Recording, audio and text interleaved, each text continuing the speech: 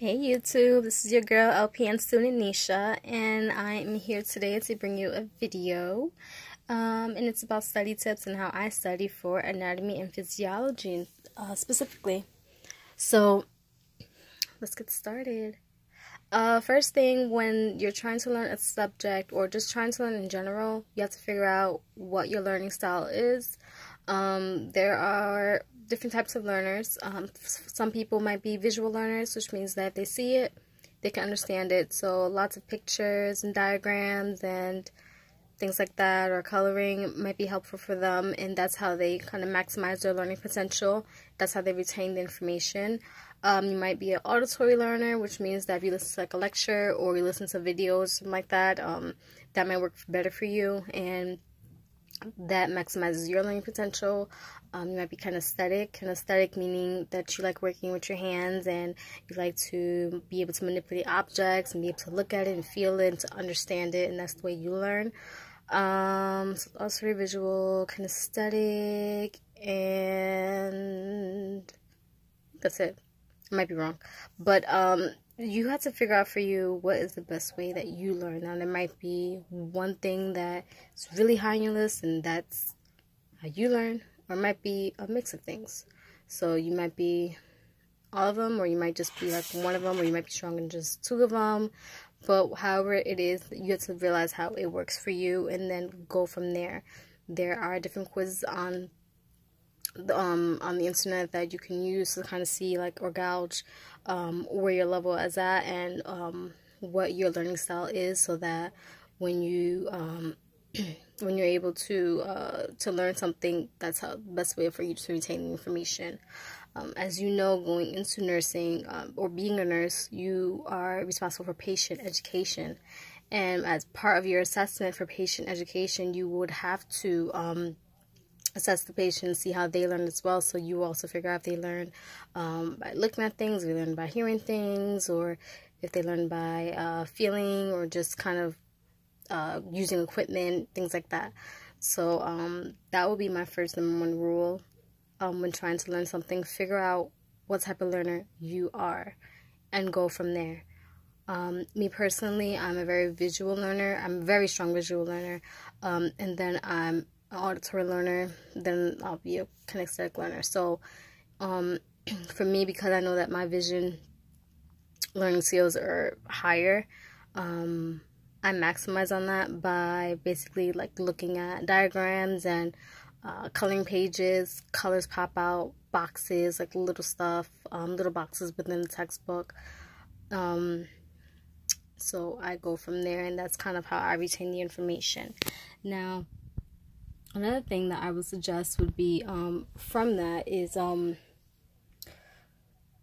find different resources to help you. So don't just use your textbook or your lecture notes and stuff like that. Use different resources. So it might just be that you want to use like Quizlet for flashcard purposes, or actual physical flashcards. You might want to use YouTube or Udemy or Khan Academy, things like that, or even different apps to kind of expose yourself to the information. Me personally, I don't like a lot of overload information, so the more condensed and simpler it is, the better it is for me, and that's how I learn things. Mnemonics is also very big for me, and it's actually pretty big while going through nursing school as well, which is being able to put something that's like a rhyme or type of pattern, or like an acronym to help you remember what the information is. So like for example, for math, everyone knows PEMDAS means parentheses, exclamation point, multiplication, division, addition, and subtraction. So that's how you remember that formula or that format. So finding out different ways for you to maximize on that will be the best thing. Also, not everyone is a note taker, so or likes to write a lot and are able to remember information that way. So if you know, like for me personally, I know that I don't like writing notes, not because I'm lazy, but because it doesn't really help me. I write as minimum as I can. So it might be a sentence, it might be, I might draw a diagram and then label or bullet it from there, or I might draw a tree diagram and then do it that way. But if you know that you're not a writer, don't try to fit what another person does into your style if you know that it's not going to help you out in the long run for you to retain that information. Let's see, before a study session, make sure that you relax, that you're calm, that you're not too stressed out or anything like that. Me personally, I like to give myself that time to kind of just wind down, just kind of, get into a good groove, and make sure you have water nearby, maybe like a little snack or something. Also, learning is psychological, so make sure you give yourself lots of breaks, lots of positive encouragement and just motivation, and give yourself like 30-minute break. You know that information. Okay, great. Let's take a break. Let's go back to, this information or something else. Also with that, with taking breaks, give yourself rewards. I mean, you're already putting so much effort into it. Reward yourself along the way. And that's not just for studying. That's also while you're in nursing school too. Make sure, you celebrate the small goals and not just, all right, I got to nursing school and then, waiting to the end. But, use something that can be an incentive for you to continue to want to pursue that activity, to want to learn, and to want to do well. What else? That's it for that. So for me, like I said, for my particular A&P class, if you looked at any of my previous videos, you know that I've taken A&P a total of 3 times, not including this time, which will make it the 4th. The first time was in high school, and I think it was my senior year of high school. I took it because I was in medical arts high school, so we had to learn it. Second time was at community college, and it was to get into as a prerequisite for either nursing or another healthcare program, so I took it that time. And that was both lecture and lab, and that was in person. As you know, your credits usually expire for science prerequisites for nursing programs nowadays, so after like 5 years, you have to take the course over again to prove that you still have knowledge, I guess, regarding the subject. So I took it again in 2016, which was 2 years ago, and I took it online. So I took it an 8-week course over the summer for A&P 1, finished with that one. I think I got like a B+ or B, and then I took it to A&P 2 a second time, and I got a B, I believe, or an A in that course as well. So I'm pretty much exposed to A&P, but when you don't use it or you don't have anything to attach it to, so to speak, you kind of forget little things along the way. So this course, this time around in my program, it's easier for me to kind of grasp information, to retain it. For one, we're in class all day, so, and it's not just A&P. They split it, so it's A&P and foundations for right now. So one day I might do 4 hours of A&P straight through, then the next day we'll have 2 hours A&P straight through. So because you're constantly exposed to the information, you're constantly doing the work, and you're constantly doing the labs and everything like that, you have more of a grasp, even though it's fast-paced. So that's pretty important as well. But because you're constantly exposed to the information, you're able to kind of pick it up, to kind of retain, and be able to get it through. Let's see. What else? So let me just go over, like, I guess, a general overview. So first, like today, for example, on Saturday, I will look at my syllabus, and I would try to plan out when is something due. So I think my next homework assignment is for the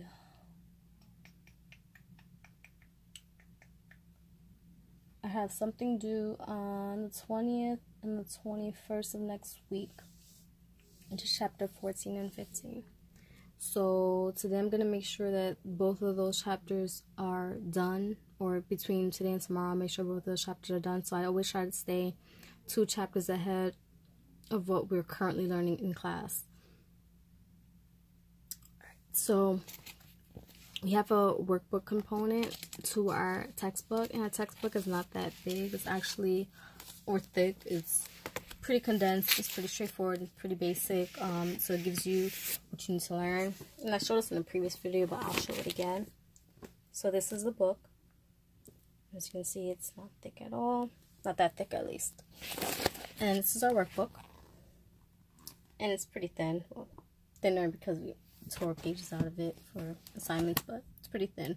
And I'll just show you what typical workbook page would be like. So it'll be like multiple pages front and back. So for example, this would be like one page, this would be another page, then this page, then that page.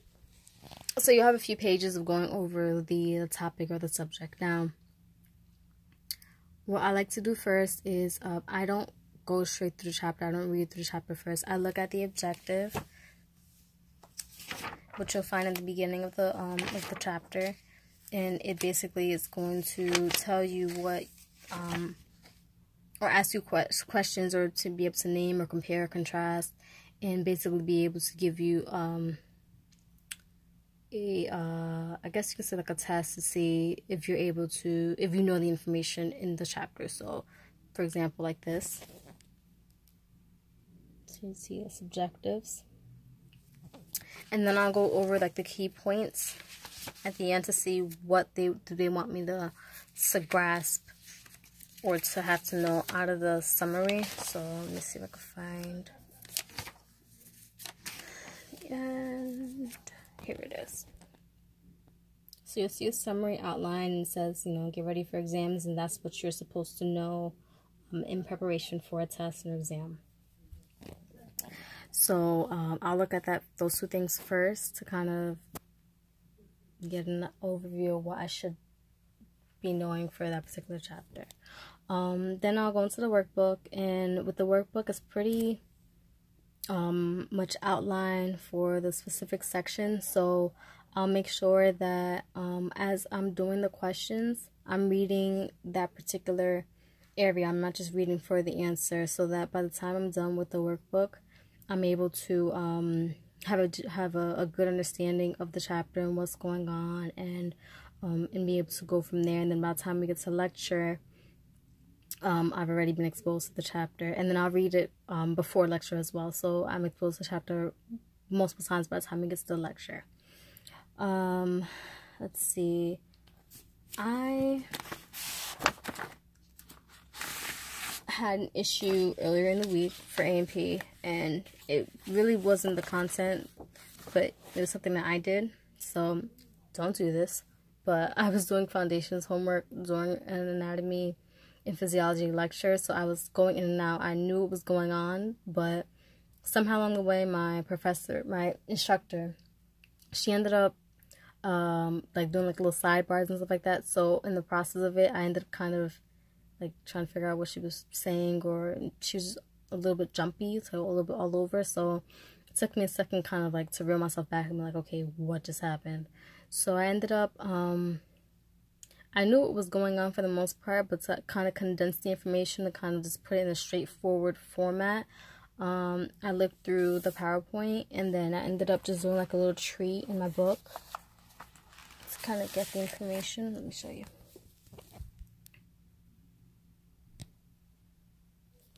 So I ended up doing that just so that I understood, what was going on and things. With anatomy and physiology, it's pretty much straightforward. It's black and white. You're not going to get a wild card. It's very important that you understand anatomy and physiology. If you cannot grasp anatomy and physiology, you're not going to be able to go forward and do well in the nursing program, because anatomy and physiology is your foundation.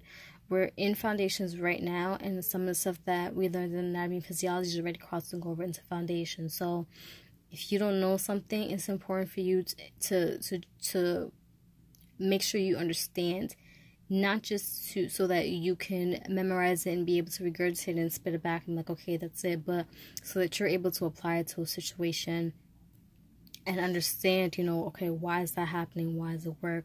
Especially when by the time you go to med-surg, anatomy physiology is showing you what a normal body system is supposed to look like, how it's supposed to function normally.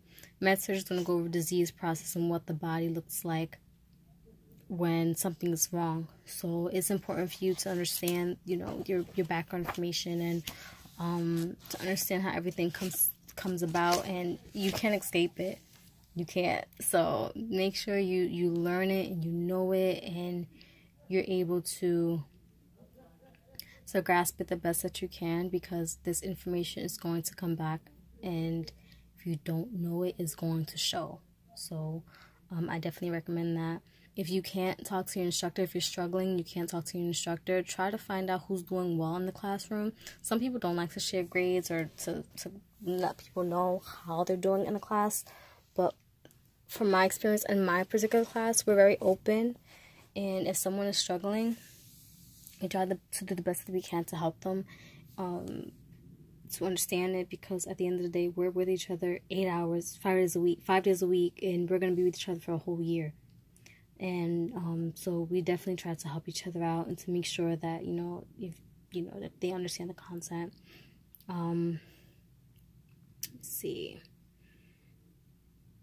Also, just maximize, like I said, maximizing your learning potential. Figure out how you learn. If you, in my particular program, our instructors are very good with doing different things to make sure that we understand information. We have our workbooks. We have labs that we just color on the paper and we label. We have videos, and then we have the lecture and stuff like that. They allow you to do recordings so that you can listen to it. So you can do that. I personally like to do, I like the coloring and labeling. I like the workbook. I like the flashcard. I like flashcards. Quizlet is a big one for me. I like to put the key points on the Quizlet form, and then be able to kind of like hear it and see it, and that's how I do it. I also like to use color-coded flashcards, so that if I'm learning something, I kind of associate it to like that color for some reason, and that's how I learn to, that's how I figure out how to learn it better. Excuse me. But like I said, anatomy physiology is pretty straightforward. It's a lot of content. But if you're able to break it down and digest into bite-sized pieces, you'll be successful. I've been pulling A's so far. I've been doing really well, and my grades are very good, in both foundations and in anatomy and physiology. Do not stress, because even if you're not that strong in anatomy and physiology, you might find your strength somewhere else. And if you're in a good nursing program, they'll realize that, and they'll try to help you so that you get it to a level to where you can apply it. I'm trying to think, is there anything else I wanted to mention? I'll be able to put in like some of the apps that I use, some of the books that I use. Well, that I've recommended to other people in my class, to other classmates who needed help with A&P. So definitely, if you're more visual and you like coloring, there's Anatomy and Physiology coloring book on Amazon. There's also Survival of Anatomy and Physiology by Kevin T, and I believe his last name is Booth. It's on Amazon as well. Try for apps, 3D models where they can spin it around. You can click on it and memorize and look at the name of it, name of like a muscle or a bone, and kind of do it that way. There's also the Anatomy and Physiology app for nurses. And I found that to be really, really great, because especially if you're on the go, or if you just need like a condensed version, but you're also able to get the basis of that chapter, that it works for me as well. And that's really it. Just figuring out how you learn and going from there and maximizing on that. If there's any questions, comments, anyone that wants anything in particular answered, please let me know. I love to give advice. I love being a motivational person. And this is just something that I do because that's just the type of person I am. I like helping people in general. So please like, comment, subscribe, and I'm also on Instagram, and it's LPN student _ student Nisha. So that's it. So I'm hoping you guys enjoy the video. Once again, like, comment, subscribe, follow me on Instagram, and I'll also leave some information below, just so that you are able to get some different resources to help you as well. All right. So until next time, bye YouTube.